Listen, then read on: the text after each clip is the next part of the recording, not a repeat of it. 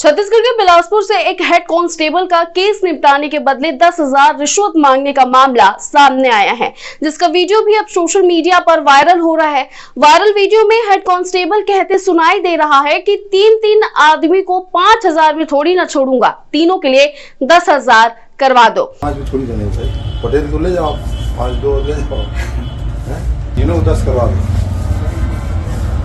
बताया जा रहा है कि ये वीडियो करीब 2 महीने पुराना है, लेकिन सोशल मीडिया पर वायरल होने के बाद अब पुलिस विभाग में हड़कंप मच गया। मामले को गंभीरता से लेते हुए बिलासपुर एसएसपी रजनेश सिंह ने हेड कांस्टेबल शोभित कैवर्त्य को सस्पेंड कर दिया है। साथ ही पूरे मामले की विभागीय जांच के आदेश भी दिए हैं। आपको बता दें, ये मामला सरकंडा थाना क्षेत्र का है। अब इस वायरल वीडियो के बाद पुलिस विभाग की कार्यप्रणाली पर सवाल उठ रहे हैं। मामले की जाँच जारी है और आगे क्या कार्रवाई होती है, इस पर सबकी नजर बनी हुई है। ऐसे लेटेस्ट अपडेट्स के लिए वैम छत्तीसगढ़ को सब्सक्राइब करना ना भूलें।